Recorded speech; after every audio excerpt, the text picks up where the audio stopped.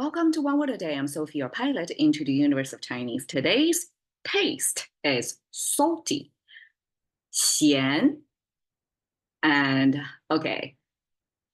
This character, when I'm learning it, I have no clue like why this.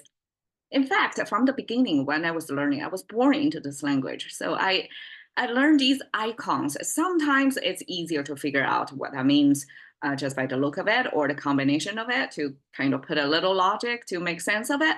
But this is like something too out there to even configure like what all these icons mean to make it salty. And even if today I show you the the mid history, which means like 2,000 years ago, and this is like 4,000 years ago, rendering, if you trace back to the history, to this concrete image from the start, what does that look to you? It's a kind of axe, right?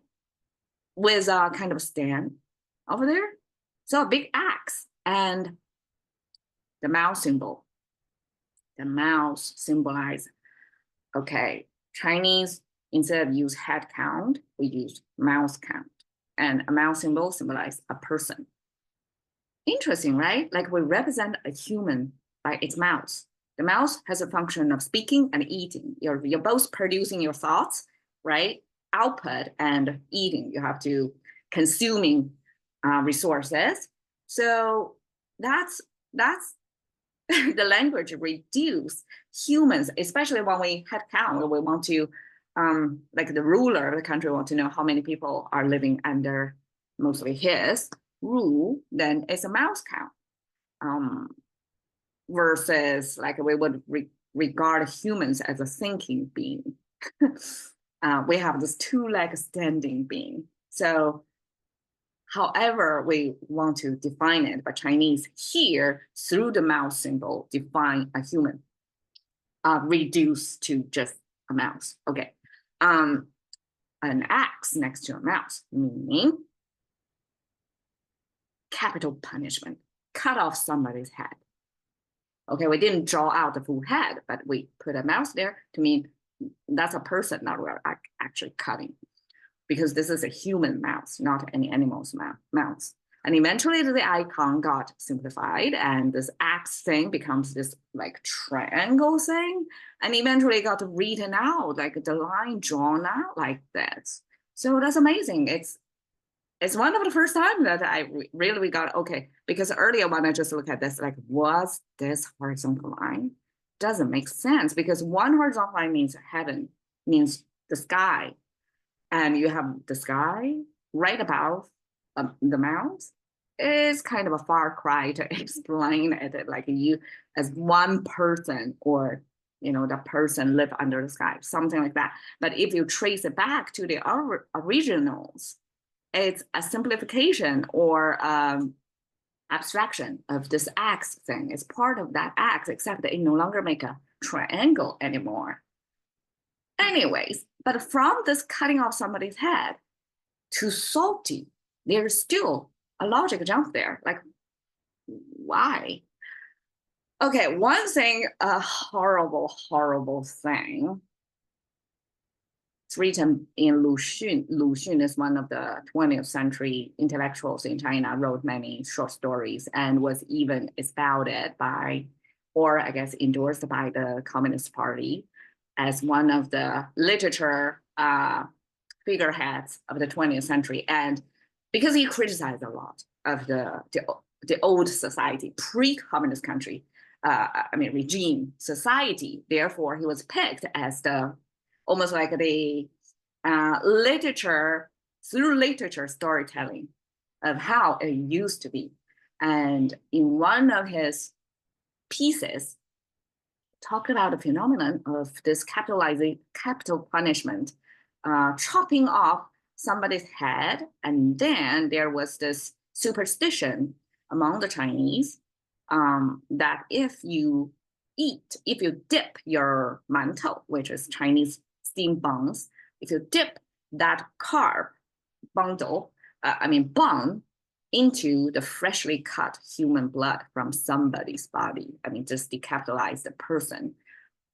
It has the magic cure for whatever, like a TB, tuberculosis, or other weird disease that traditional Chinese medicine just couldn't reach. So there was this superstition over there.